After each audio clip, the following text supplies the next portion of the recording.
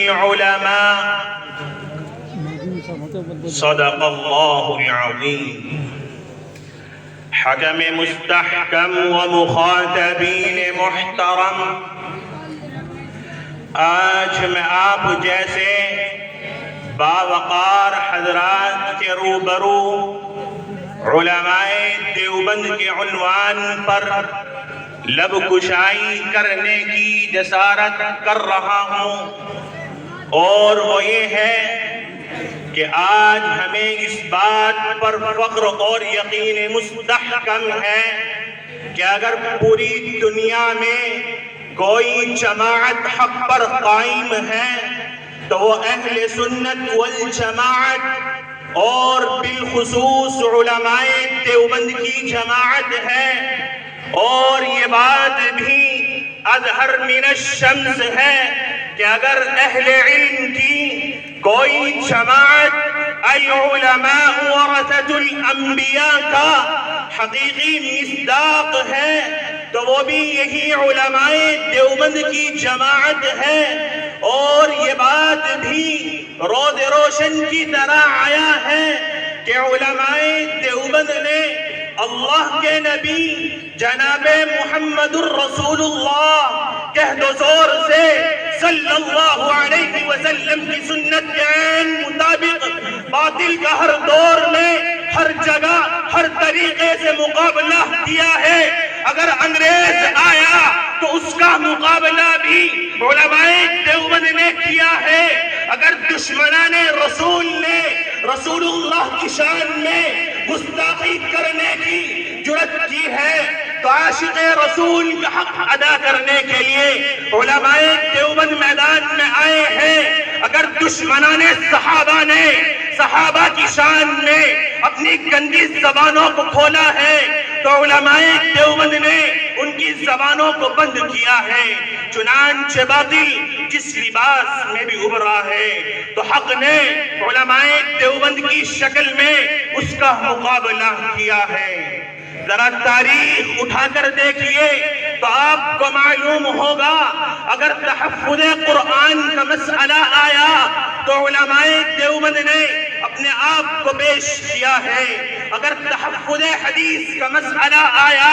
تو علماء دیوبند نے اپنی جانوں کو نچھاور کیا ہے، اگر تحفظ دین کا مسئلہ آیا تو علماء دیوبند نے اپنی گردنوں کو کٹایا ہے۔ ہاں اگر وطن کی حفاظت کا مسئلہ آیا تو علماء دیوبند نے اپنی جانوں کو قربان کر کے یہ پیغام پوری دنیا کو سنا دیا کہ باطل سے دبنے والے اے آسمان نہیں ہم، کہ باطل سے دبنے والے اے آسمان نہیں ہم، 100 بار کر چکا ہے تو امتحان ہمارا۔ مخاطبین محترم، اور یہ بات بھی طے شدہ ہے کہ علماء دیوبند میں سے ایسی بے نظیر شخصیتوں کا ظہور ہوا ہے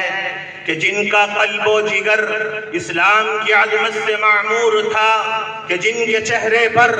عزم و استقلال کی کرنیں جلوہ فگن تھی، کہ جن کا دل جذبہ جہاد سے سرشار تھا، جنہوں نے اپنی زندگی اسلام کی سربلندی اور اعلاء کلمت اللہ کے لیے وقف کر دی تھی، جنہوں نے ہر دور میں شیطانی پنجوں کو مروڑا ہے۔ چنانچہ جب بھی کسی فرعون وقت نے انا ربکم الاعلی کا نعرہ بلند کیا ہے، اسی دم علماء دیوبند جلال موسیٰ بن کر نمودار ہوئے ہیں اور باطل کا بے خوفی سے مقابلہ کیا ہے۔ جب بھی باطل نے حق کو چیلنج کیا ہے، علماء دیوبند نے اس کے چیلنج کو قبول کیا ہے۔ علماء دیوبند نے اپنی جانیں تو گوا دی لیکن پرچم اسلام کو سر نگوہ نہ ہونے دیا۔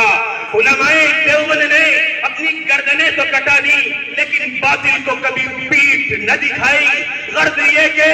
علماء دیوبند نے اپنی جان کی بازی لگا کر باطل کا ہر طرف سے مقابلہ کیا ہے اور اس بات کو ثابت کر دیا ہے کہ دیوبندیت آپس میں اختلاف پیدا کرنے کا نام نہیں ہے، کہ دیوبندیت بزدلی کا نام نہیں ہے، کہ دیوبندیت بک جانے کا نام نہیں ہے، کہ دیوبندیت ڈر جانے کا نام نہیں ہے۔ دیوبندیت تو میدان حق میں کود جانے کا نام ہے، بلکہ دیوبندیت تو باطل کو جوتے کی نوک سے اڑا دینے کا نام ہے۔ دیوبندیت تو یہ ہے اگر میدان میں قادیانیت آئے گی تو اس کو دیوبندی فکر سے اڑا دیا جائے گا، اگر میدان میں رضا خانیت آئے گی تو اس کو زبان کی نوک سے پاش پاش کر دیا جائے گا، اگر میدان میں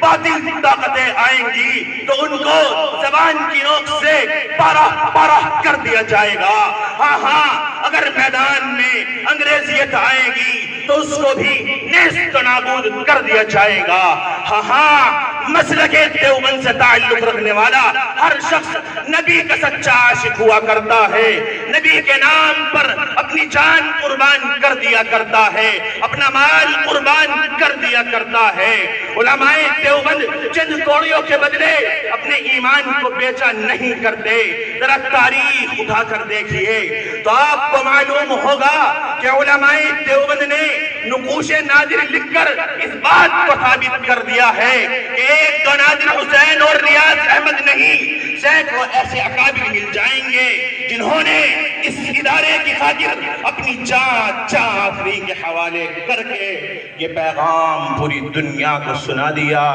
کہ بعد آیا ہے دنیا پر، ہم پھول بھی ہیں تلوار بھی ہیں، یا بزم جہاں مہکائیں گے یا خون میں نہا کر دم لیں گے، عزت سے دیے تو جی لیں گے ورنہ جام شہادت پی لیں گے۔